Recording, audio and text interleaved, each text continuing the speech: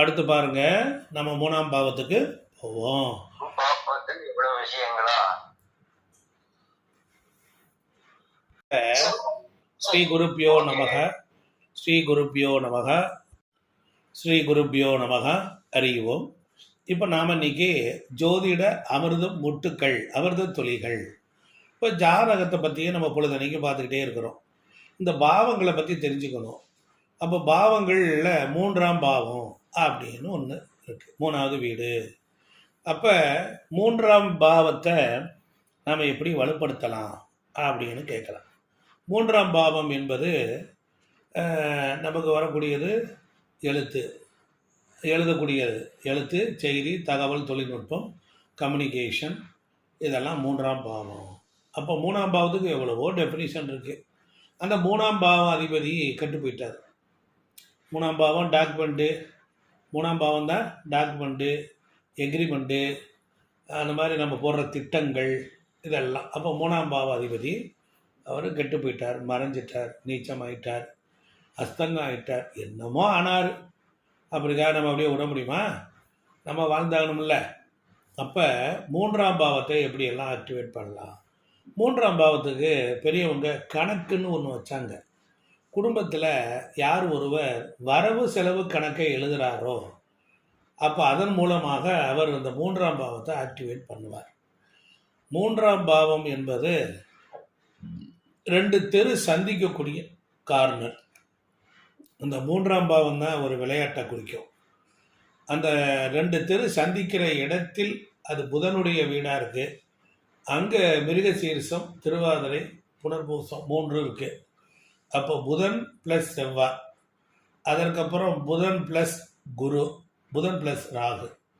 இப்போ இப்படி 3 இருக்கிறனால ஆன்மீக தெய்வீக வழிபாட்டில் பெருமாள் கோயிலில் போய் நாம் ஒரு வணங்கி வழிபாடு செய்யலாம்.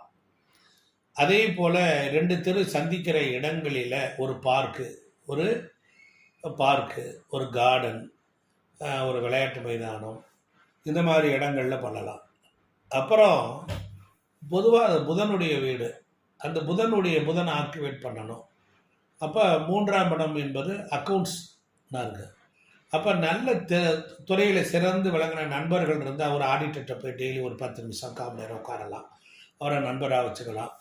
அதே போல் 3ஆம் இடமும் நமக்கு இந்த பேங்க் சம்மந்தப்பட்ட விஷயங்களும் அது ஒர்க் அவுட் ஆகும். அது கண்டி தான் பேங்க் வரும், இருந்தாலும் இந்த பேங்க் சம்மந்தப்பட்ட விஷயங்கள். அப்போ 3ஆம் இடம் எழுதுதல், ஆசிரியர்கள், கற்பித்து கொடுத்தல். அது காது அப்படின்னு அர்த்தம். காதில் என்னத்தை கேட்போம்? காது மூக்கு தொண்டை, இஎன்டி டாக்டர். அப்போ நோய் வந்தால் சரி செய்கிறவர் மருத்துவர். மருத்துவருக்கு சூரியனும் செவ்வாயும் எப்போவுமே பலமாக இருக்கும். அப்போ ஒரு பாவத்திற்கு அந்த சூரியன் செவ்வாய் அப்படின்னு பார்க்க போகும்போது நமக்கு ஒரு இஎன்டி டாக்டர் பழக்கம் இருந்தால் அவர்கிட்ட போய் அந்த கடைக்கிட்ட போய் நிற்கலாம், கொஞ்ச நேரம் பெஞ்சில் உட்காந்துருக்கலாம். இது மாதிரியான ஒரு விஷயம். லைப்ரரிக்கு போய் நீங்கள் கொஞ்சம் உட்காந்துட்டு வந்தீங்கன்னா அதுவும் வேலை செய்யும். அதே போல் ஒரு கணக்கு புத்தகங்கள், வாய்ப்பாடுகள், படிக்கிற குழந்தைகளுக்கு எழுதும் பொருள், மேஜிக் ஸ்லேட்ஸு, இது மாதிரியான சின்ன சின்ன காம்ப்ளிமெண்ட்ஸ்லாம் நீங்கள் வாங்கி கொடுக்கலாம். அது மாதிரி பண்ணும்போது உங்களுக்கு அந்த 3ஆம் பாவம் வேலை செய்ய ஆரம்பிக்கும். இன்னும் நிறைய உங்களுக்கு சிந்திச்சிங்கன்னா நிறைய விஷயங்கள் உங்களுக்கு கிடைக்கும்.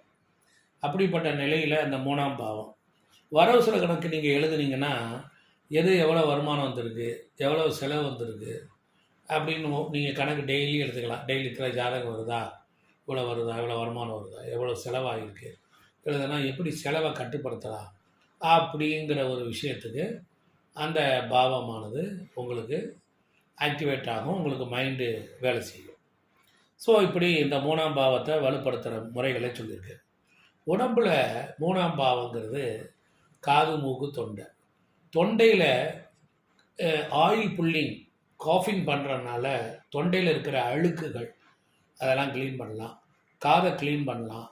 கண்ணுக்கு பொறுத்தளவில் அந்த காது மூக்கு தொண்டை, அப்போ காதை க்ளீன் பண்ணலாம். காதுக்கு ஒரு அணிகலன்கள் வைத்து கொள்ளலாம், அணிகலன்கள் போட்டுக்கொள்ளலாம்.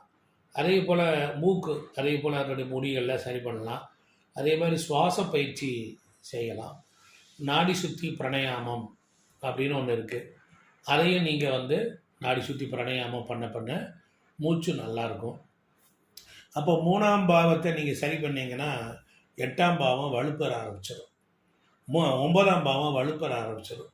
ஒரு பாவத்தை அதை நம்ம ஆக்டிவேட் பண்ண பண்ண அதற்கு எதிர்பாவம் 9ஆம் பாவம். அப்போ இது மாதிரி செய்யும்போது தெய்வத்தின் அருள் நமக்கு கிடைக்க ஆரம்பிச்சிடும். ஆசீர்வாதங்கள் கிடைக்க ஆரம்பிக்கும். தந்தையினுடைய ஆசீர்வாதம் நமக்கு கிடைக்கும். ஸோ இதெல்லாம் 3ஆம் பாவத்தை பற்றிய ஒரு கருத்து. அடுத்து பாருங்கள் 4ஆம் பாவம். அப்போ 4ஆம் பாவம் அப்படின்னா சுகஸ்தானம்ங்கிற பேர். ரொம்ப சிம்பிளுங்க. 4ஆம் பாவம் நல்லா இருக்கணும். வீடே எனக்கு கிடைக்கல, வீடு வாசலே எனக்கு அமையலை, காலமெல்லாம் வாடகை வீட்டிலே இருக்கிறேன் அப்படின்னு நினைக்கிறவங்களுக்கு ஒரு அற்புதமான விஷயத்தை பெரியவங்க சொல்லியிருக்காங்க. கடந்த காலத்தில் பாருங்கள், யாரையாவது சந்தித்தா, அண்ணாச்சி சுகமாக இருக்கீங்களா, அண்ணாச்சி சுகமாக இருக்கீங்களா, வீட்டில் சுகமாக இருக்காங்களா, சுகமாக இருக்காங்களா அப்படின்னு கேட்பாங்க. அப்படி கேட்க கேட்க நல்லா இருக்கேன், சுகமாக இருக்கேன் அப்படின்றார். யாராவது பார்த்தாலும் அவர் அப்போ தான் உடம்பு முடியாது, ஆஸ்பத்திரிலேருந்து டிஸ்சார்ஜ் ஆகி 2 நாள் ஆகிருக்கும். காலையில் தான் எழுச்சி வெளியில் வந்திருப்பார். அவர் பார்த்தோன்னே நல்லா இருக்கேன் அண்ணாச்சி, சுகமாக இருக்கேன் அப்படிம்பாங்க. அப்போ சுகம் சுகம் சுகம் அப்படின்னு சொல்லும் பொழுது இப்போ பாருங்கள், அண்ணாச்சி எப்படி இருக்கீங்கன்னு ஒருத்தர் கேட்குறாரு. நான் சுகமாக இருக்கேன்னு அவர் சொல்கிறார். அவர் பேசும்போது 2ஆம் இடம். நல்லா கேட்டுக்கணும். 2ஆம் இடம் பேச்சு, உங்கள் காது 3ஆம் இடம். அப்போ சுகம் என்பது 4. நான் நல்லா இருக்கேன் அண்ணாச்சி, 4 வீட்டில் நல்லா இருக்காங்களா, ரைட், ரொம்ப சந்தோஷம். அப்படிங்கும்போது நாளை நீங்கள் முன்மொழிவதால் 4 என்கிற சுகத்தில் 4 கூடிய 2ஆம் இடத்தில் பேசுவதனால் அப்போ 1ஆம் பாவம் ஜாதகர், 2ஆம் பாவம் பேச்சு, 3ஆம் பாவம் காது, 4 என்பது சுகம். அப்போ ஒரு சுகமாக இருக்கிறதுக்குள்ளாரைய 4 பாவங்கள் ஆக்டிவேட் ஆயிடுச்சு. நீங்கள் கவனிச்சல, 4 பாவங்கள் ஆக்டிவேட் ஆயிடுச்சு. இந்த 4 பாவங்கள் ஆக்டிவேட் ஆச்சுன்னா வீட்லேயும் வந்தாலும் வீடை சுத்தமாக வச்சுக்கணும். வீட்டை சுத்தமாக வச்சுக்கணும். 2ஆம் இடம் வீட்டினுடைய தலைவாசல், உள்பகுதி. அப்போ அதுக்குள்ளார வீடு. அப்போ 4 என்பது சுகம், அது இருக்குது. அப்போ இந்த சுகத்தை கொடுக்கக்கூடிய அந்த வீட்டில் உச்சமாகக்கூடிய கிரகம் யார் என்றால் குரு பகவான். அப்போ உங்கள் குழந்தைகள் சுகமாக இருக்கும். குருனா தனத்தை கொடுப்பாரு, பொருளாதாரத்தை தருவார். அவர் காலபுருஷத்துக்கு 12ஆம் இடம். உங்கள் வீட்டில் 12ஆம் இடம், அதாவது அயன சயன போகமாக இருக்கக்கூடிய உங்கள் 4ஆம் வீட்டிற்குரிய கிரகமாகிய சந்திரன் உச்சமடைவது ரிஷபத்தில், சுக்கிரன் வீட்டில். அந்த சுக்கிரன் உச்சமடைவது 12ஆம் வீட்டில். அந்த 4ஆம் வீட்டில் 12க்குடையவன் 4ஆம் வீட்டில் உச்சமடைகிறான். இப்போ 4ஆம் வீட்டை பற்றி சுகமாக இருக்கேன்னு சொல்ல சொல்ல, நல்லா இருக்கேன், அமோகமாக இருக்கேன் சொல்ல சொல்ல அப்போ என்னாகும் அப்படின்னா மனைவி மக்கள் நன்றாக இருப்பார்கள். மனைவி என்கிற சுக்கிரன் சிறப்பாக இருக்கிறார். அதே போல் இந்த குழந்தைகளும் நல்லாக இருப்பாங்க. அப்புறம் அதே போல் குழந்தைகள் கல்வியிலையும் சிறந்து விளங்குவாங்க. 4ஆம் இடம் தாயாருக்கு உச்சமடைகிறது காலபுருஷத்துக்கு 12ஆம் இடம். அப்போ 4ஆம் வீட்டில் தாயினுடைய திருவடி. அப்போ அம்மாவுக்கு யாரெல்லாம் பாத பூஜை பண்ணுறாங்களோ அவங்களுக்கெல்லாம் வீடு வாசல் கிடைக்கும். அப்போ 4ஆம் இடத்துக்குள்ளே இவ்வளோ ரகசியங்கள் இருக்குது. 4ஆம் இடத்துக்குள்ளே இவ்வளோ ரகசியம் இருக்குது. அப்போ வீடை சுகமாக அழகாக இருக்க கற்றுக்கிடணும், அழகாகவும் இருக்கணும், சுத்தமாக இருக்க கற்றுக்கிடணும், வீடை சுத்தமாக வச்சுக்கணும், வாயை சுத்தமாக வச்சுக்கணும், சமுதாயத்தை பழிக்கக்கூடாது, ஊரை பழிக்கக்கூடாது, நாட்டை பழிக்கக்கூடாது. இந்த விளங்காத இந்த வீட்டுக்கு நான் ஒன்றுத்தையும் காணலை, நான் ஒரு இத்து போய் கிடக்கிறேன் அப்படிங்கிறது எல்லாத்தையும் என்ன பண்ணணும், நீங்கள் மறந்துடணும். அதை விட்டுட்டு நல்லா இருக்கேன், என் வீடு அருமை, இந்த வீடுக்கு நல்லா இருக்கேன். வீட்டை வாழ்த்தணும், ஊரை வாழ்த்தணும், உலகத்தை வாழ்த்தணும். கடகம்தான் பூமி பிறந்தது.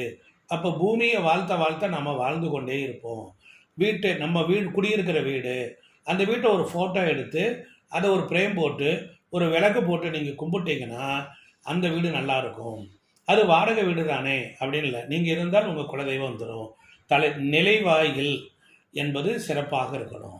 அப்போ 4ஆம் பாவம் வீடு, வண்டி, வாகனம், சொத்து, சுகம் இதெல்லாம் நல்லா இருக்கணும்.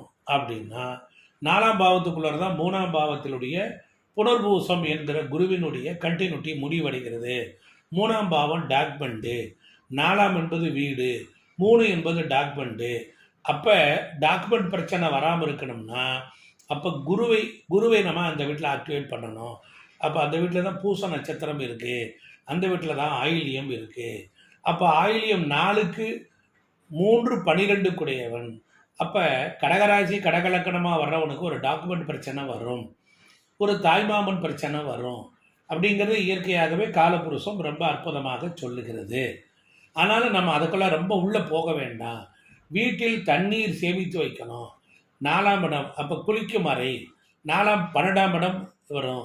அப்போ 4, 8, 12 ஆக்டிவேட் பண்ணிங்கன்னா 8ஆம் இடம் டாய்லெட்டு. அப்போ நம்மளுடைய உடம்பில் மறைவான பகுதியை சுத்தமாக வச்சுக்கணும். மறைவான பகுதி நாத்தம் எடுக்கக்கூடாது.